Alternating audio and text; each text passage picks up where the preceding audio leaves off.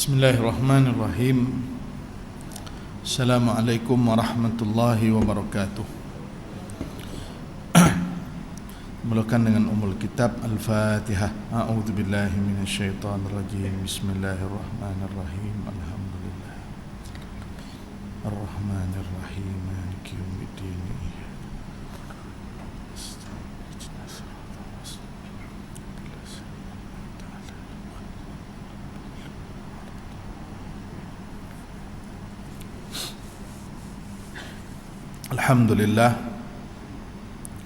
Alhamdulillahilladzi arsala rasulahu bil huda wa dinil haqq liyuzhirahu 'ala ad-dini kullihi walau karihal kafirun.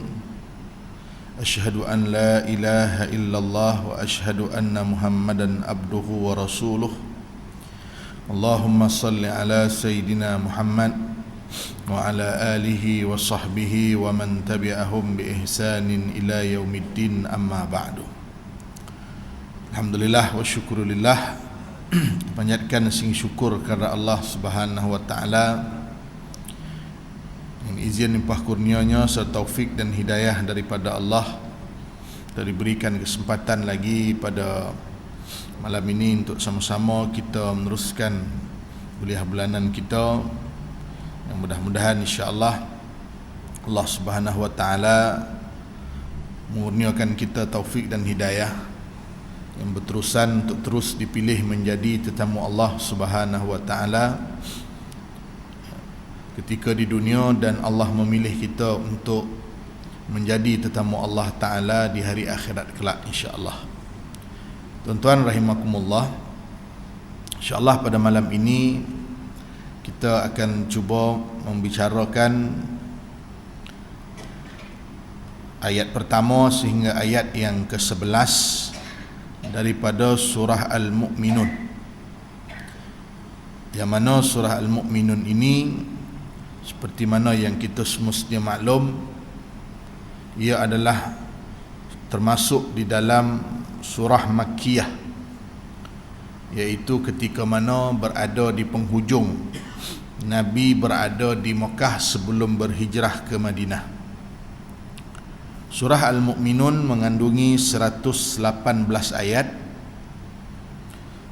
berada pada kedudukan surah yang ke-23 selepas surah Al-Hajj, yang mana di dalam hadis dinyatakan oleh Nabi SAW, diceritakan bahawa oleh Abdullah bin Sa'ib mengenai fadilat ataupun kelebihan surah Al-Mu'minun ini, aku pernah hadir bersama Rasulullah sallallahu alaihi wasallam saat pembukaan kota Mekah, Fathu Mekah. Baginda Nabi SAW bangun solat di hadapan dengan Kaabah, berhadapan dengan Kaabah. Lalu Nabi membuka kasutnya, seliparnya, kemudian meletakkan ia di sebelah kiri Nabi. Kemudian Nabi masa pembukaan Mekah ni, ketika Fathu Mekah ni, Nabi memulakan solat dengan membaca surah Al-Mu'minun, iaitu surah yang kita akan bincang ayat 1 hingga 11 pada hari ini, sedikit saja insya-Allah, bukan keseluruhan daripada 108 daripada ayat. Baik. Jadi tuan-tuan, ayat 1 daripada surah Al-Mu'minun berbunyi qad aflahal mu'minun, iaitu Allah Subhanahu wa taala bersumpah, pastilah berjaya orang-orang yang beriman. Qad di sini dengan makna pasti. Allah berjanji, Allah menjanjikan sesungguhnya berjayalah orang-orang yang beriman. Allazina hum fi salatihim khashi'un, iaitu orang-orang yang khusyuk dalam solatnya. Wallazina hum 'anil lagwi mu'ridun, dan orang-orang yang menjauhkan diri daripada perkara yang tidak berguna, lara, perkara lara. wallazina hum lizzakati fa'ilun, dan orang-orang yang menunaikan zakat, wallazina hum li furujihim hafizun, dan orang-orang yang menjaga kemaluannya, illa ala azwajihim aw ma malakat aymanuhum fa innahum ghairu malumin, kecuali terhadap isteri mereka atau hamba yang mereka miliki dalam peperangan, sesungguhnya mereka dalam hal ini tiada tercela. Ayat yang ketujuh, faman ibtagha wara'a zalika faulaika humul adun, siapa yang mencari yang sebalik itu, iaitu dengan berzina, mereka itulah orang yang melampaui batas. Wallazina hum li amanatihim wa ahdihim ra'un, dan orang yang memelihara amanah yang dipikulnya dan janji-janjinya, amanah dan juga janji. Wallazina hum ala salawatihim yuhafizun, dan orang yang memelihara salatnya. Kemudian Allah menyebut ulaika humul warithun allazina yarisunal firdaus hum fiha khalidun. Maka Allah Subhanahu wa taala menyebut sesiapa yang memiliki 6 ciri-ciri itu, mereka itulah dikatakan oleh Allah yang akan mewarisi jannatul firdaus, akan mewarisi syurga firdaus, mereka kekal di dalamnya. Baik, jadi tuan-tuan rahimakumullah, seperkara sebagai orang beriman, bila kita melihat ayat surah Al-Mu'minun ini, ayat 1 hingga 11, dia sepatutnya menjadi motivasi kepada kita untuk memiliki 6 sifat yang dijanjikan oleh Allah Subhanahu wa taala sebagai jaminan kejayaan bagi orang yang beriman. Yang mana kejayaan menurut orang yang beriman itu, kejayaan yang sebenar bagi orang beriman itu adalah sebagaimana yang Allah sebut di dalam surah Ali Imran ayat 185. Apa makna kejayaan bagi kita orang beriman ni? Faman zuhziha 'anil nar wa udkhilal jannata faqad faz. Allah sebut sesiapa yang dijauhkan daripada neraka. Surah Ali Imran ayat 185. Faman zuhziha 'anil nar, sesiapa yang dijauhkan dari neraka, wa udkhilal jannata, dan dimasukkan ke dalam syurga, faqad faz, sesungguhnya mereka itulah orang-orang yang berjaya atau orang-orang yang untung. Sebab itu di dalam Al-Quran Allah Subhanahu wa taala menyebut perkataan kejayaan dengan beberapa ayat ataupun dengan beberapa kalimah. Satu dengan perkataan falahun, falah, fa lam alif ha, falah. Dan satu lagi dengan perkataan faza ataupun fauzun. Kedua-dua dengan maksud kejayaan. Falahun berjaya, fauzun juga berjaya. Cuma fauzun itu ia lebih hampir dengan makna selamat daripada neraka masuk syurga, itu makna fauzun. Tapi bila guna kalimah falahun, berjaya juga, perkataan falahun itu hampir dengan makna kejayaan dengan usaha yang gigih. Itu makna falahun. Sebab itu dalam azan, muazzin, kalimah yang digunakan adalah hayya 'alal falah, mari menuju kejayaan. Yang menunjukkan apa dia?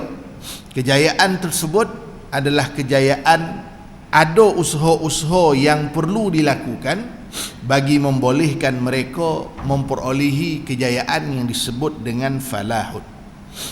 Baik, ada 6 ciri yang disebut oleh Allah Subhanahu wa taala di dalam ayat ini yang menyatakan berkenaan dengan ciri-ciri orang yang berjaya. Pertama, Allah sebut allazina hum fi salatihim khashi'un. Yang pertama ciri-cirinya adalah orang yang khusyuk dalam solatnya. Khusyuk bererti hadir hati, ya. Zahir ni secara batinnya hadir hati dan diamnya anggota badan. Sebab itu bila kita sebut khusyuk, dia merujuk kepada anggota zahir dan anggota hati ataupun batin. Hatinya hadir menghadap Allah.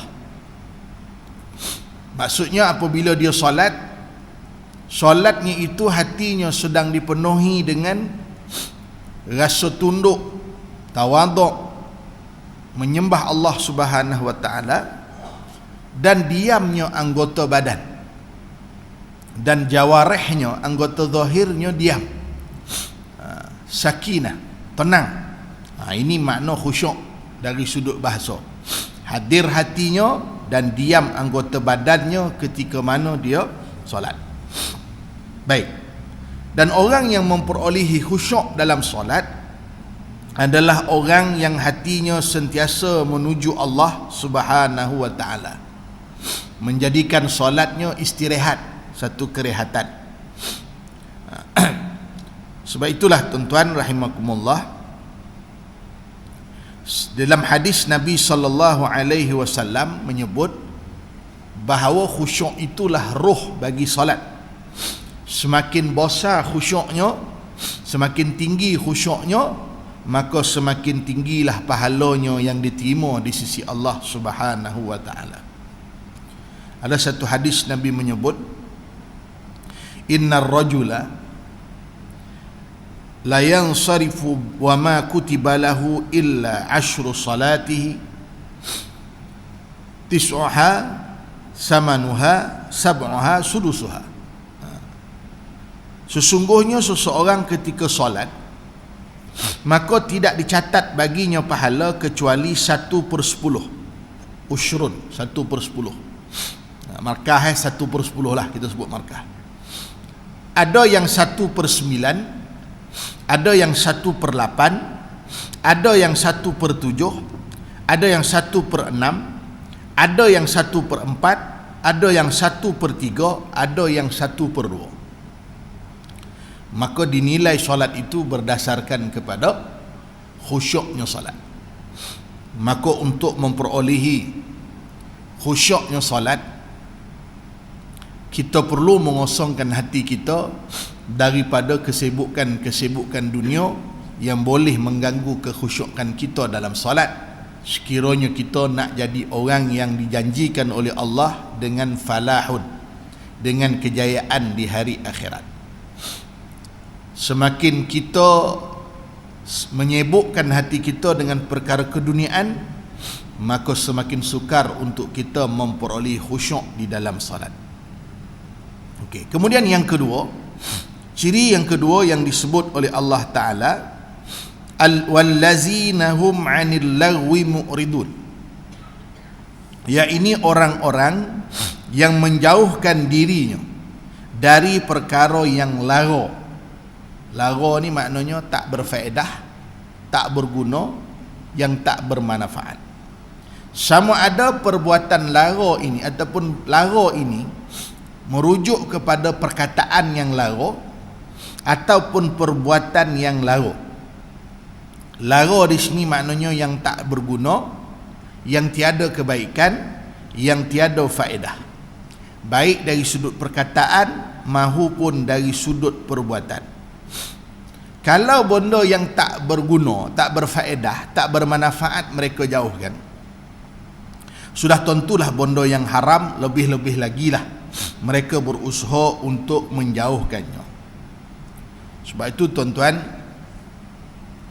yang paling banyak sekali dan yang paling yang paling banyak sekali yang kadang-kadang terlibat dengan perkara lara ini, satu anggota badan kita namanya lisan ataupun perkataan.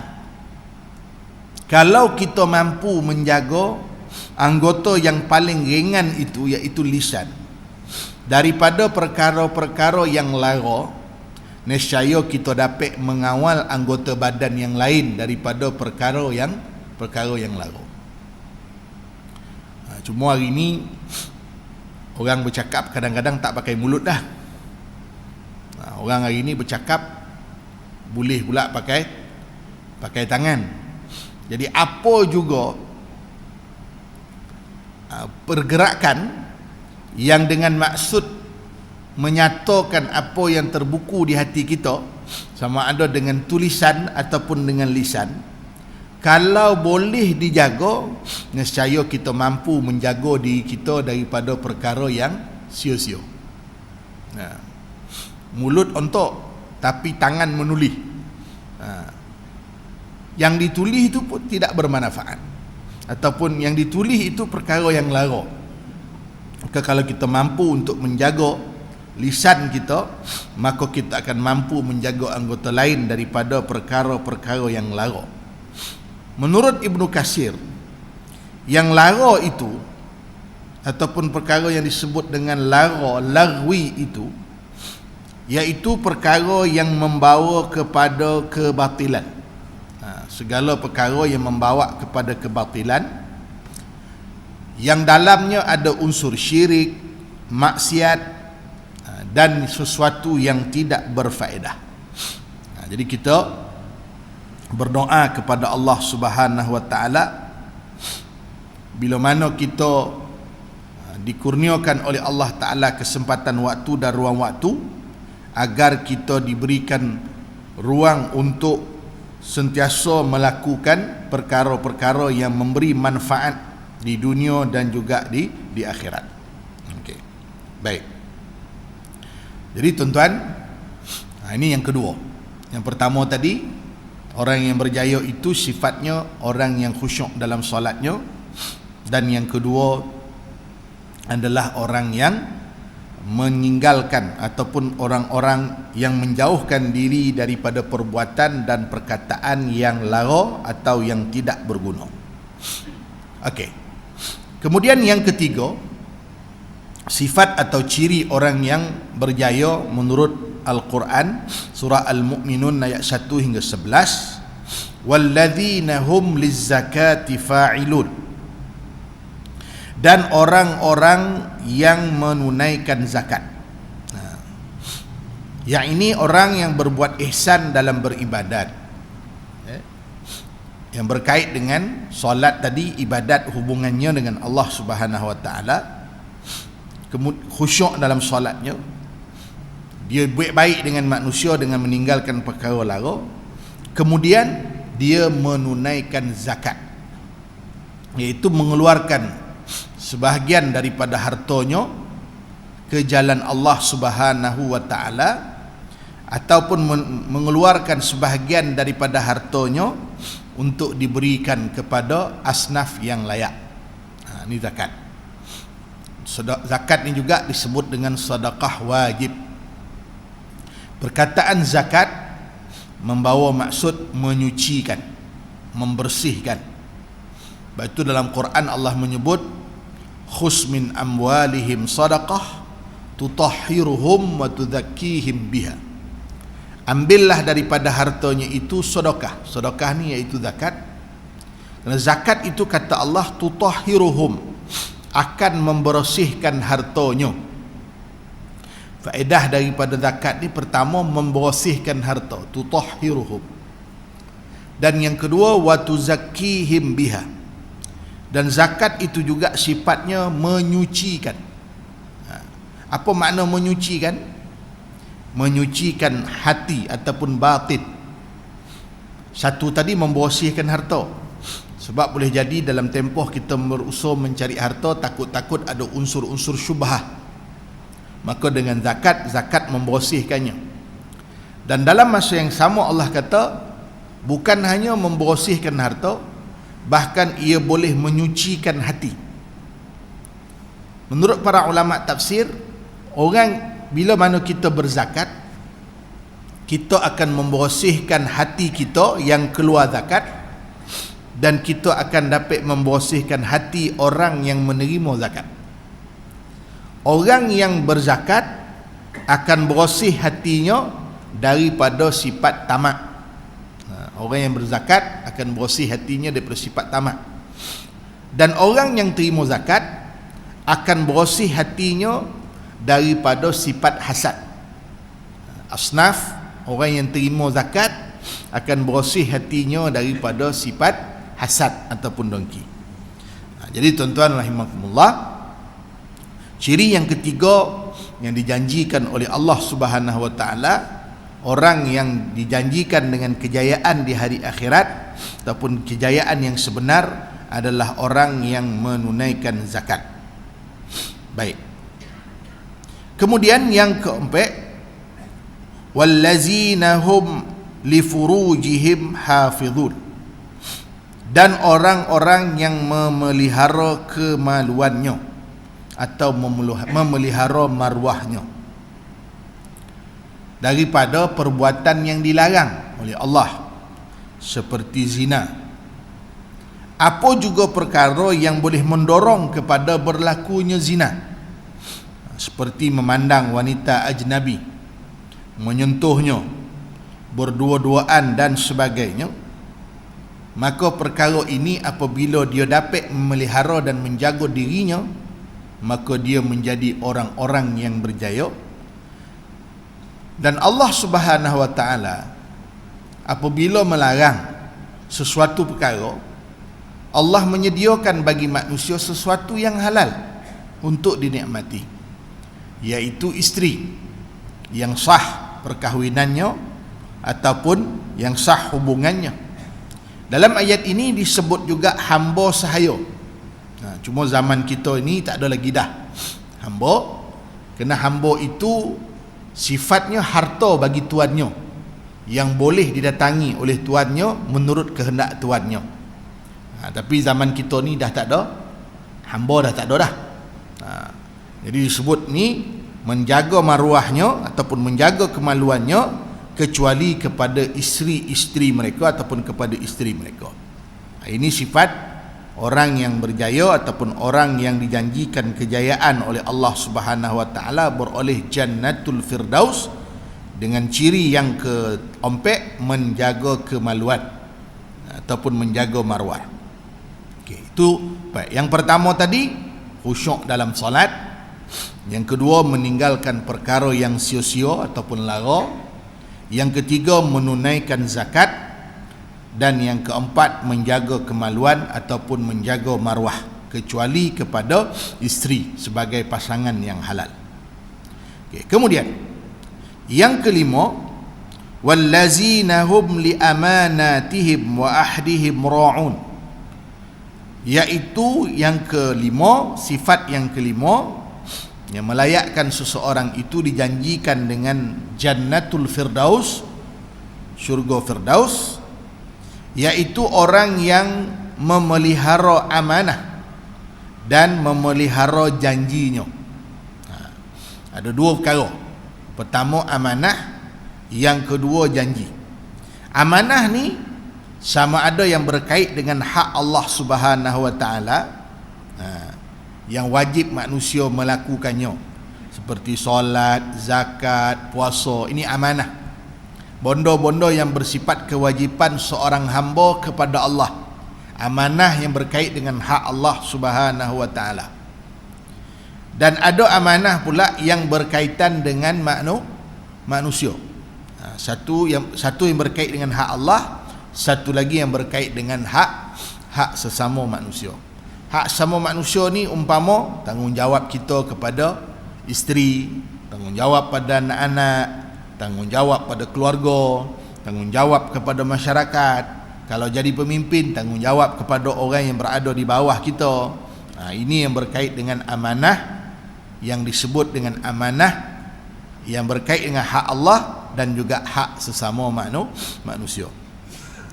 Walladzi kemudian disebut wa ahdihim, dan juga janji-janjinya. Sama ada janji yang berkait janji dengan Allah ataupun janji dengan sesama manusia. Sebab itu orang yang disebut mempunyai ciri-ciri munafik dinyatakan oleh Nabi SAW adalah orang yang apabila diberi amanah dia khianat, dan apabila dia berjanji dia memungkiri janjinya. Wa iza wa'ada akhlafa wa iza u'tumina khana. Bila mana dia diberi amanah dia akan khianat, dan bila berjanji dia akan memungkiri janjinya. Jadi yang sukarnya adalah menjaga amanah dan janji ini. Ini sesuatu yang kadang-kadang ramai manusia yang terkandas di dalam melaksanakan menjaga amanah dan juga menjaga janji. Cara paling mudah, apa juga amanah yang berkaitan kita dengan Allah Subhanahu Wa Taala itu diutamakan dan didahulukan. Apa saja amanah yang kita yang berkaitan dengan sesama manusia, terutamanya orang-orang yang wajib kita menunaikan haknya, seumpama isteri, anak-anak dan sebagainya, berilah keutamaan pada perkara tersebut. Dan janji ini tuan-tuan, begitu juga dengan janji. Kalau kita rasa kita tiada kemampuan, maka janganlah kita berjanji. Itu sentiasa diikik apa juga janji dengan kalimah insya-Allah. Wala taqulanna li syai'in inni fa'ilun zalika ghada illa ay yasha Allah. Janganlah seseorang mengatakan aku akan melakukan ianya besok, melainkan diikik dengan perkataan illa ay yasha Allah. Melainkan kita mengikiknya dengan perkataan insya-Allah. Sekiranya diizinkan oleh Allah Subhanahu Wa Taala. Orang dosa macam mana sekalipun, ikiklah dengan insya-Allah. Jangan sebab nak jaga hati, sedang kita sendiri tak pasti apa kemampuannya, apa kekangannya, jangan sampai kita terus menyebut pasti, sedangkan tak ada benda yang boleh kita pastikan, semuanya terikat dengan kehendak Allah Subhanahu Wa Taala. Okey. Kemudian yang seterusnya ataupun yang terakhir, ciri yang keenam, menjaga salat 5 waktu. Wallazina hum ala salawatihim yuhafizun. Ya, ini orang-orang yang sentiasa memelihara salatnya. Okey, apa makna memelihara salat? Memelihara salat di sini antaranya maksudnya adalah memelihara solat pada waktunya, sebagaimana yang disabdakan oleh Nabi SAW. Dalam riwayat Ibnu Mas'ud pernah bertanya kepada Rasulullah, amal apakah yang paling dicintai oleh Allah? Maka dijawab oleh Nabi SAW, amal yang paling dicintai oleh Allah adalah solat pada waktunya. Amal paling afdal, paling dicintai oleh Allah adalah solat pada waktunya, ataupun solat pada awal waktu. Kemudian lagi Ibnu Mas'ud bertanya, lepas daripada solat pada awal waktu ni apa? Maka dijawab oleh Nabi adalah berbakti kepada kedua ibu bapa. Dan selepas itu apa? Lalu Nabi menjawab, berjihad fi sabilillah, berjihad di jalan Allah Subhanahu Wa Taala. Termasuk dengan makna memelihara solat adalah, pertama, jaga waktu. Yang kedua, jaga syaratnya. Jaga syarat-syarat solat. Dan yang ketiga, menjaga rukun-rukunnya. Jaga rukun. Sama ada rukun qaulinya maupun rukun fi'linya. Maka apabila seseorang itu mampu menjaga 6 ataupun memenuhi sifat yang 6 ini, apa janji Allah? Ulaika humul warithun alladzina yarithunal firdausa hum fiha khalidun. Siapa yang ada 6 ciri ini, Allah menjanjikan inilah golongan-golongan yang akan mewarisi syurga Firdaus. Maksudnya mereka inilah penghuni Jannatul Firdaus. Dan Allah menyebut hum fiha khalidun, mereka akan kekal di dalamnya. Kekal tidak akan keluar dan tidak akan binasa. Hum fiha khalidun. Jadi tuan-tuan rahimakumullah, bila kita melihat dalam Al-Quran Allah menyebut, bila kita lihat dalam Quran Allah menyebut tentang sifat-sifat ahli syurga, ia sepatutnya menjadi suatu motivasi dalam diri kita untuk memenuhi sifat-sifat tersebut. Banyak dalam ayat Quran yang Allah menyatakan tentang sifat-sifat ahli syurga. Lepas tu bila kita baca Quran, kita berdoa bila jumpa dengan ayat-ayat yang Allah sebut tentang sifat-sifat ahli syurga, ya Allah, jadikanlah aku sebahagian daripadanya. Ya Allah, ya Tuhanku, jadikanlah aku orang-orang yang memiliki ciri-ciri ahli syurga. Jadi mudah-mudahan insya-Allah tuan-tuan rahimakumullah, kita semua dikurniakan oleh Allah Ta'ala ciri-ciri orang-orang yang layak menduduki Jannatul Firdaus sebagaimana yang dijanjikan oleh Allah Subhanahu wa taala di dalam surah Al-Mu'minun, dan kita dipertemukan oleh Allah sekali lagi nanti di hari akhirat di dalam syurga Allah Subhanahu wa taala. Itulah sekadarnya yang baik daripada Allah, yang lemah daripada saya sendiri. Aqulu qawli hadza wa astaghfirullahal azim li wa lakum. Wassalamualaikum warahmatullahi wabarakatuh. Ya, kita tutup dengan tasbih kafarah dan surah wal asri. Bismillahirrahmanirrahim. Wal asri innal insana amanu wa amilus salihati wa tawassaw. Asyhadu an la ilaha illallah. Wallahu ta'ala a'lam. Assalamualaikum warahmatullahi wabarakatuh.